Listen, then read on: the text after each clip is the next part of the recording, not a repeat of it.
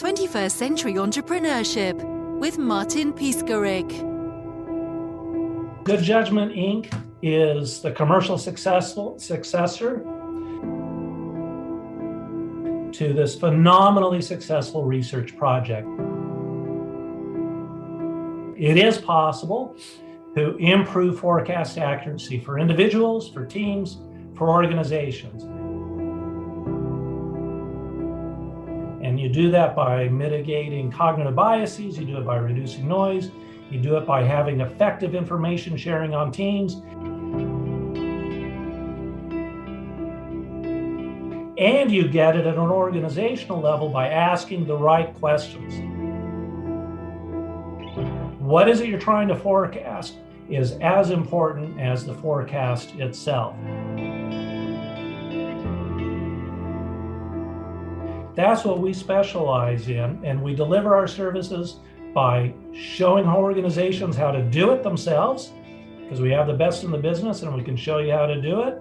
We also do it by providing forecasts from our panel of super forecasters, who thus far are unbeaten, have an unrivaled track record over many, many years with cumulative experience going decades and decades of assigning precise probability estimates to uncertain events, so that organizations can outsource that function to an independent panel who can give them the best, and they can use that in their own modeling and spend their energies elsewhere as they work with us.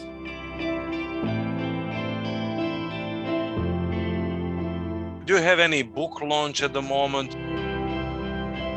So we came out of a book.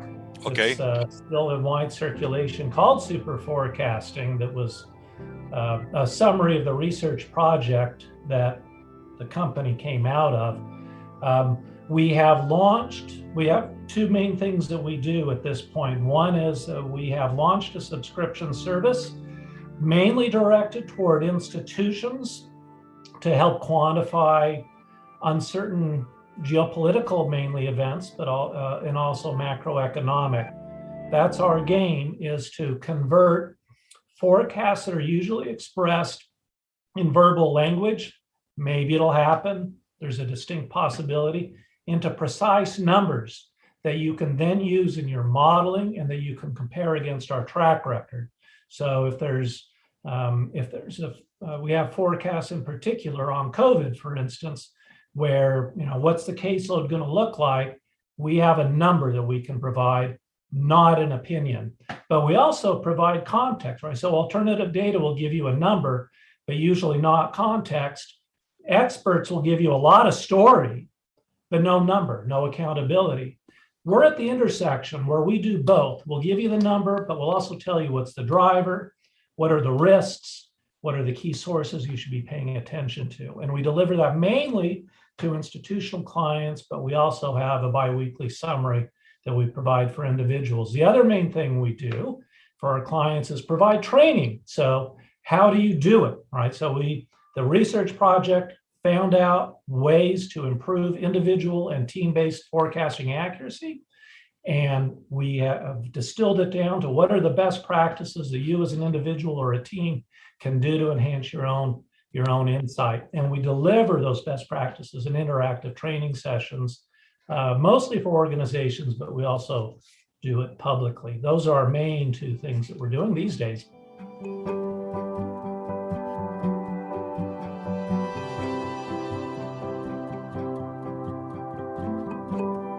IARPA wrote that you have beat the control group by 50%. So they are, if I understood it well, specific geopolitical events forecast for political, economic, and social spectrum. That's right. Yeah. So IARPA is funded by the U.S. government to take on speculative research, really. That's their task, is to find different experiments that have maybe a low probability of succeeding, but if they do, can have very significant, powerful payoffs. And so they expect that most projects that they fund will fail, But every once in a while, they'll find a project that really succeeds. This was one such project. And what they do is once they find that a project succeeds, the funding is finite, right? It doesn't go on forever. This was 4 years. But then they'll very much support the commercialization of those findings. This is one way to demonstrate the efficient use of taxpayer money, of course, if these findings also find use out in the commercial world. By commercial world, I should say, that includes government as well as nonprofit and private sector. We have clients across the spectrum who are finding value in these findings, which is really rewarding. And when you say social spectrum, are you talking about context that you spoke about before, or what's the social spectrum in geopolitical events forecast? Our client list includes government entities, especially defense intelligence. That is no surprise considering who wrote the original research, but it also includes nonprofits. And what's really interesting is that, for instance, we've been at sessions where somebody from a defense agency will be sitting next to an aid agency, and they are both focused on the same part of the world, trying to better understand those geopolitical risks so that they can forecast and provision accordingly. And they have a shared interest in understanding and quantifying that uncertainty, even though their ultimate missions are often quite different. And that kind of exchange of views from very different perspectives is one of the really powerful forces in improving our insight, where if we have different perspectives that we're bringing to bear on an uncertain event, and we find that we're coming to similar conclusions, that's powerful. Because if we're all from the same schools, we read the same books, we read the same reports, we're clones of each other. There's not much to be gained from having a discussion among clones, but having a discussion across people with very different backgrounds can really accelerate the learning for the benefit of everybody involved and lead to better policy decisions. Now, factor in also private sector perspectives, where they're trying to understand the same things with perhaps different goals. But if they can separate their goals from what they're trying to understand and have a shared dialogue about what it is they're trying to understand, that can be powerful. This gets to the idea of how you construct teams as well. Often it's the case, certainly in my old industry, I came out of finance, asset management, where portfolio teams often are deliberately composed of people who have similar views. And this is seen as a good thing. Oh, you went to my school, I'll come on board. This will be great. We'll all get along. We all speak the same language. That may have some benefit in terms of the culture of the team, but you really lose out on different perspectives by filtering out people from different backgrounds. And we've seen that time and time again. This is one of the really powerful things. So if you can combine people who have a perspective that's geopolitical with people who have a social and with people who have an economic, and they're all trying to understand the same thing, they're filling in a mosaic, right? That's another way to think about it. We have a mosaic, we're trying to figure out what it says. We all have different tiles that we're filling in. And if we all possess the same tile, we're not going to get very far. But if we have different tiles and we can contribute to it, we all benefit and get to a better understanding of what that picture is going to be much faster than anybody else.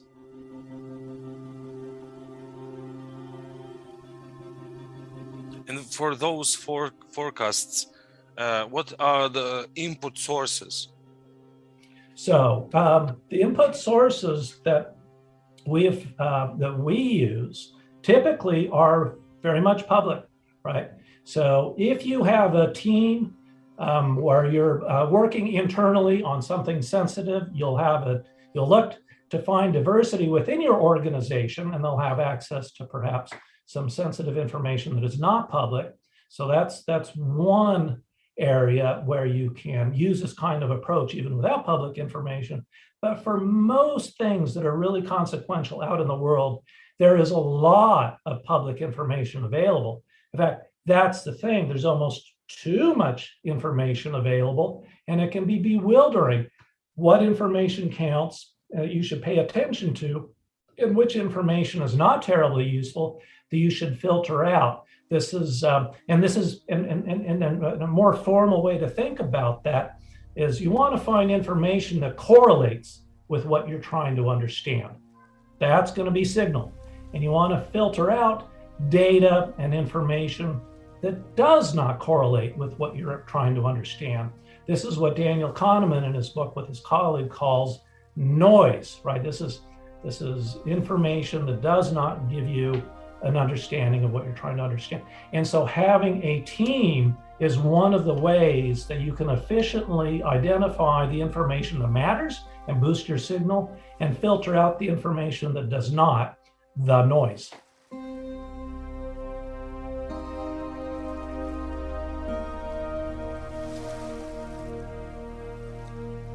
What's the minimum knowledge for understanding those forecasts? So if you're an organization and you have your own internal team, that kind of you'll answer your own question. But we also provide forecasts on these sorts of events with our panel of super forecasters. These are the people who came out of the research and were identified as being in the top 2%. This was not part of the original research project, by the way. They were very experimental. They did not have a rigorous research design. They wanted to try everything and see what small interventions can cumulatively add up to a big boost in forecast accuracy. And in the process of doing that, they observed that some people were just consistently better than the rest. And they called those people, they gave them the label super forecasters, right? And the hypothesis that they wanted to test was if they were put on teams, right? Elite teams of like-minded individuals, would they get better or would they revert to the mean? A lot of the researchers thought there'd be a reversion to the mean. It turned out they got even better. And by they, I should say we, because that's how I got involved, was as a test subject, and I came up through the ranks in the second year to be one of these super forecasters. And what we've done on the business side is we've set up a service where clients will pose their questions to this panel of a couple hundred super forecasters. And what they do is, operating again in teams, is they will scour all the publicly available information sources, identify what's useful, filter out what is not, and then quantify as individuals what they think the probability of an event will occur. And they'll do that by individually synthesizing everything that's out there. So it's not just one information source, it's all information sources that every forecaster will have access to. And then what we do is we take the crowd, the wisdom of that crowd, the best possible crowd, and put all that together into an aggregation that we deliver to users. And we then do a third thing. We use an algorithm, a machine learning algorithm, to overweight the more accurate forecasters on particular subjects to squeeze out even more signal. And that's what we'll deliver to our clients on topics that they propose. What's the human-based, AI-based ratio in forecasting? Well, there's a division of labor. That's a great question. Is how do we think about that? And it's very much a hybrid that we see here. And it's been a hybrid forever, right? Because even the word computer, I think, is fascinating. The word computer used to be a person. Oh, nice. With an adding machine and, type it in. That was a computer. But then at some point, and the machines were able to do it faster and better than the humans, which freed up time for the humans to focus on other things. So by having that division of labor where machines can do the heavy lifting and humans can do the things the machines can't, we end up with a better better, more accurate forecast across the board. And where humans excel is in the synthesis of conflicting information, right? So the algorithms can be very good if the data is constant, if what we've seen in the past persists in a meaningful way into the future. Machines are less good at identifying new variables that are getting typically omitted by the algorithms because they're not part of the calculation and may go unnoticed, but can be very consequential. That's one of the reasons that I think during the early days of COVID, there was a lot of disappointment in the formal models because they weren't able to recognize that the models' inputs had been upended. And this is where human judgment comes into play, and to start saying, well, wait a second, things aren't working. What else is going on that we need to pay attention to? How much weight should we attach to those things? And how do we do a synthesis? So it's judgment where humans continue to excel, but the more the machines can do, the better. That absolutely includes AI, where there are phenomenal advances being made that will, again, assist humans to spend more time where they excel, which is on judgment.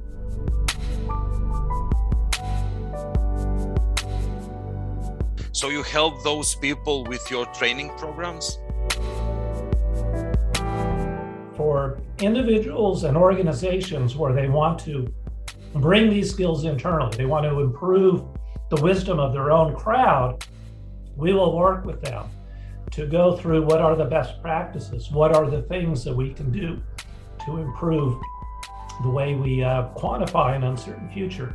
There are cognitive biases, for instance, that we all possess, and what are some of the ones that most interfere with being accurate in our forecasting, and what are the things that we can do to mitigate those effects?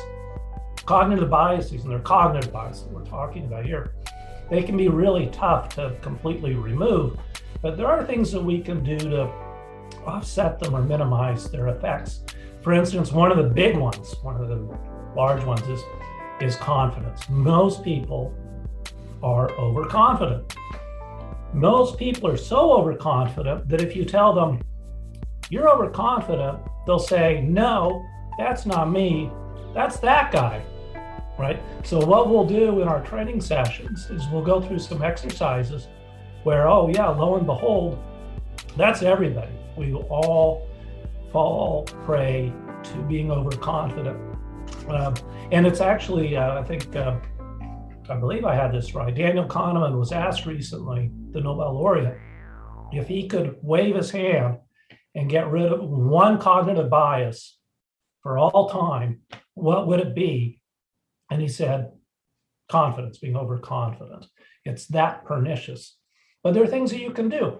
And it really is by being aware that when you think you're 90% confident about something, it might be closer to, say, 50%, that can give you an opportunity to check yourself, right? So if somebody says, what's the probability of some event occurring? So let's pick anything. Now, who's going to win the French elections next year? You say, oh, I'm 90% confident it's so-and-so. Your confidence, if you look at your own track record and measure it and get that feedback, might show that when you're 90% confident, those events actually occur only 50% of the time. So that's a great piece of feedback. So when you think you're 90% confident about something, maybe it's more like 50. And so you should slow yourself down, rethink things a bit, do a little bit more research, and just that step alone can make a measurable difference in the accuracy you make.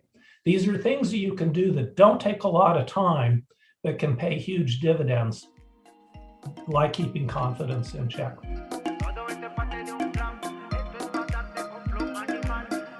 We are speaking about geopolitical forecasting, among other things. So what's the spectrum? Are those countries just like Commonwealth and European Union, or do you cover in your inputs? Middle East and India?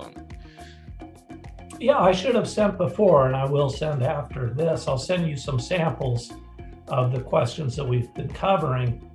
And the original research was very much focused on geopolitics and macroeconomics. That's a reflection of the sponsors, right? That's what they were interested in.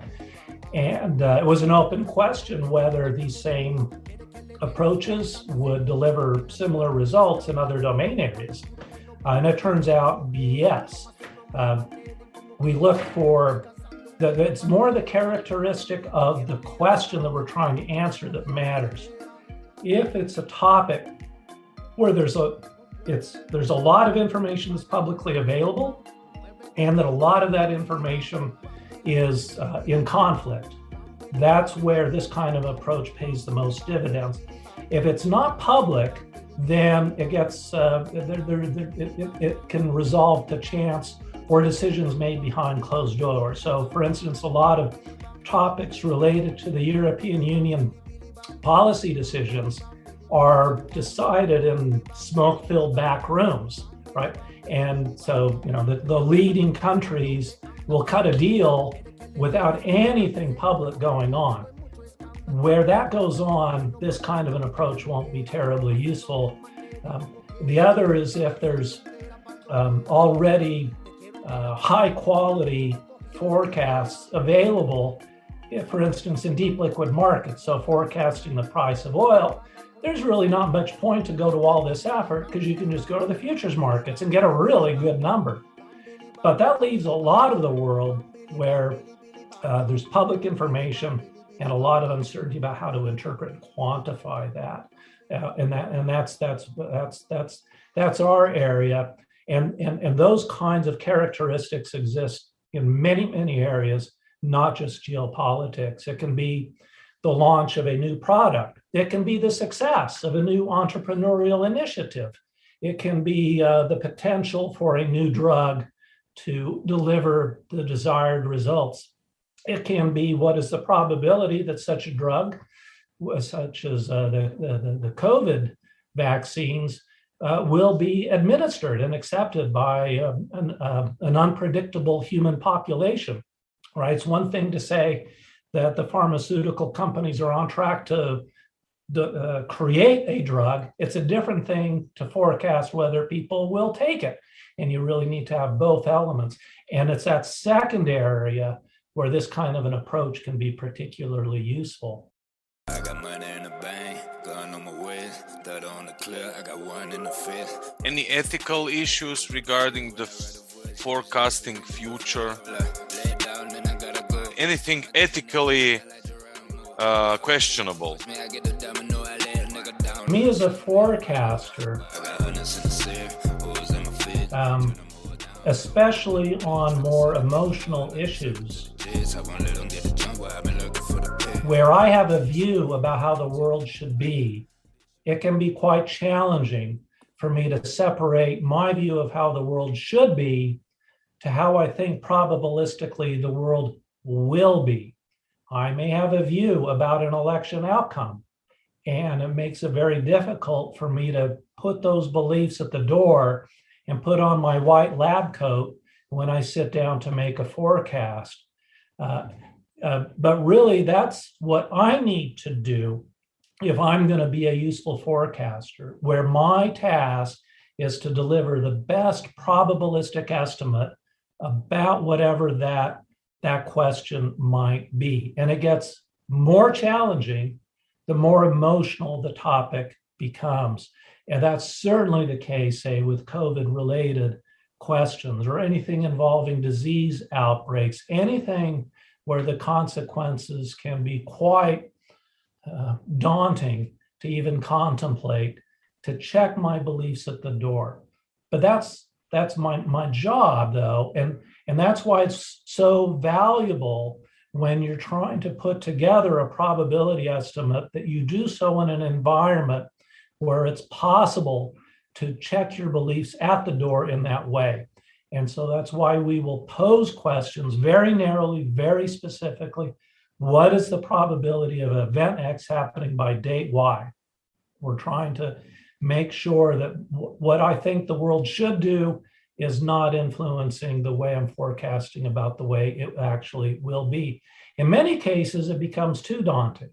And super forecasters even will say, on this topic, I'm just too involved.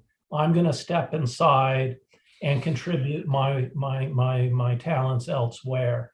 And it's tough, but that's really the way to do it. One solution, so there are different ways you might mitigate that effect, right? And one that one of our colleagues has come up with is he'll say, when I am forecasting these really emotional topics, I try and imagine that I'm a Martian anthropologist.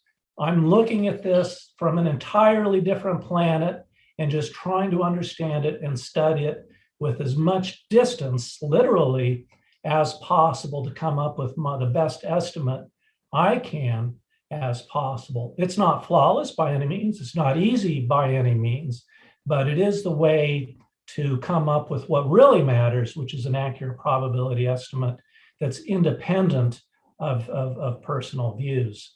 The alternative to doing that is to either not provide any forecasts whatsoever or leave the field for people who have only opinions and polarize the discussion and polarize the debate. And that, as we've seen so many times, will lead to far worse outcomes far more often. The other perspective is as a user of the forecast, right? So if you're in a position to influence the outcome of these events, and you are now in possession of a high quality probability estimate, if you have policy goals that are suspect, you're now equipped to do things more efficiently that are contrary to what are the best interests for most people. An example of that is when we think about tail event risk, existential risk in particular, right? So if you posed a question to our super forecasters about the probability of, say, a disease outbreak because of a breakthrough in some genetic engineering that would lead to something 10 times worse than COVID, right? What is the probability of that occurring? That, in the wrong hands, could be a very negative piece of information. And that's a concern that many people have, that they actually go to the extent of saying forecasts on those sorts of topics should be avoided for that very ethical reason. These are new frontiers that are presenting new ethical issues that we're still trying to think through. And that's a real world example of the sorts of challenges that you were suggesting really do exist and are as yet unresolved.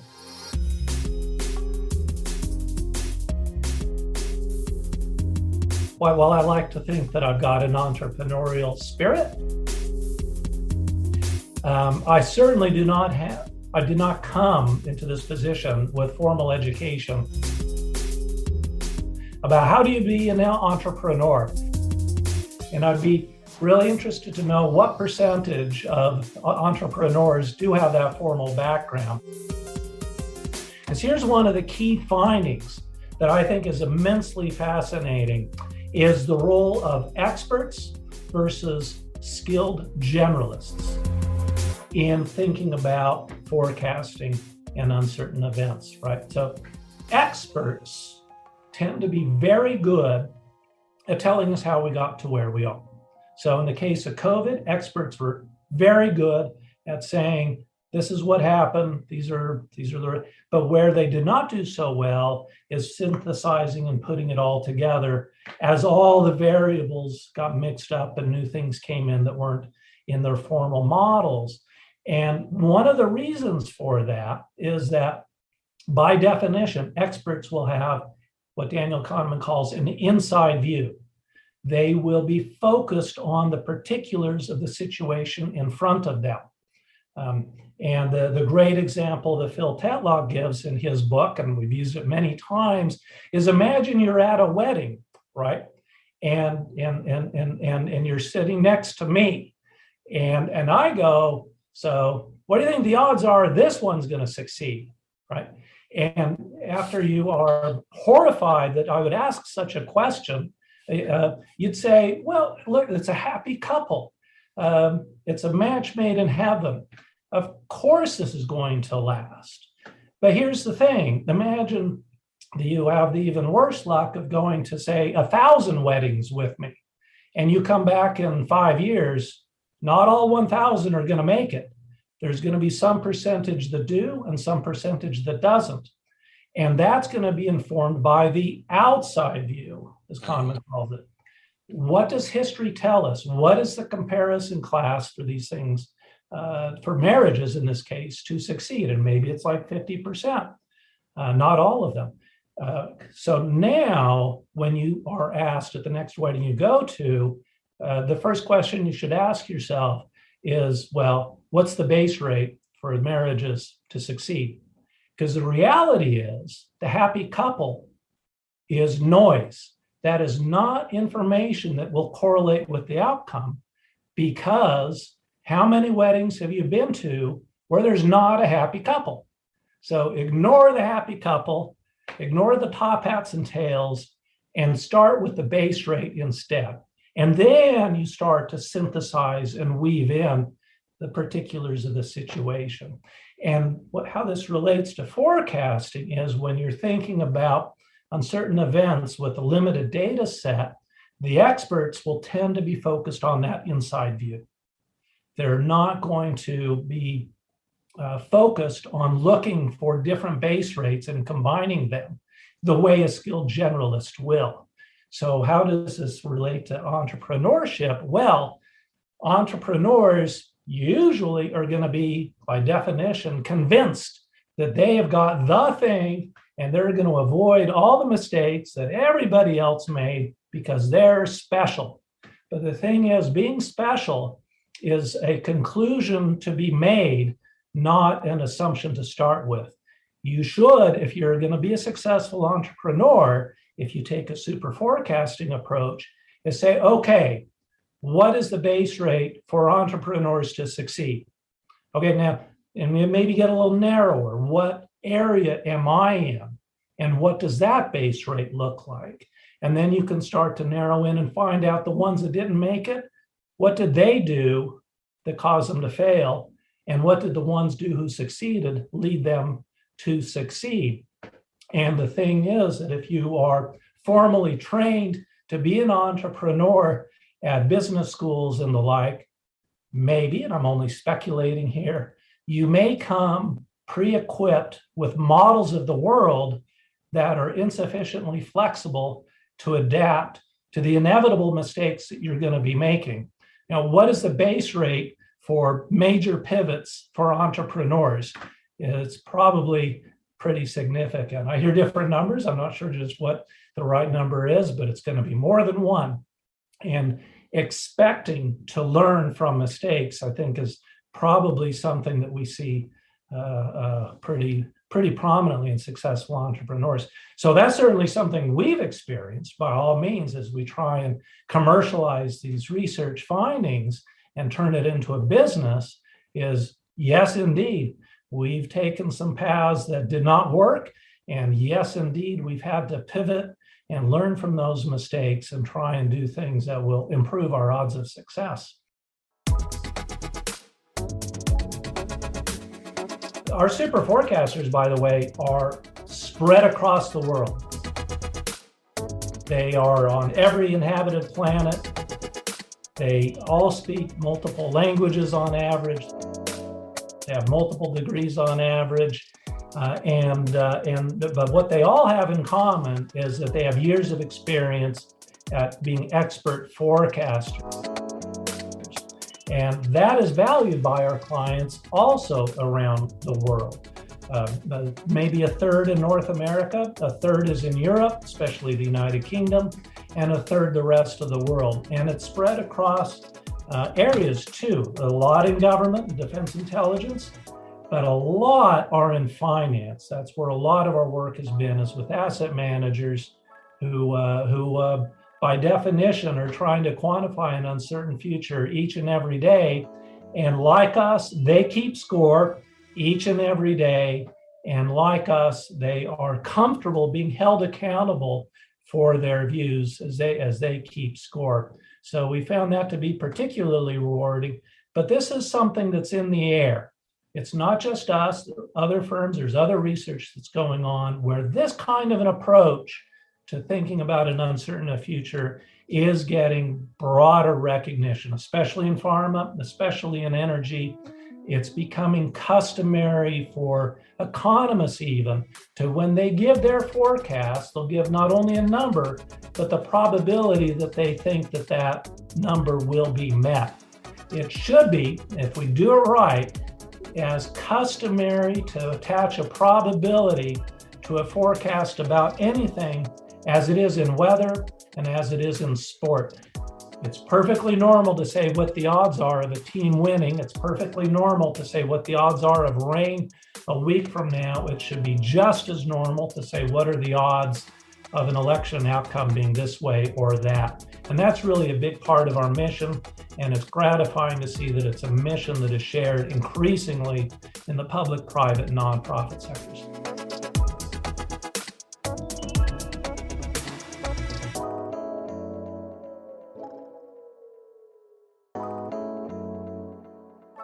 #21st Century Entrepreneurship with Martin Piskarik.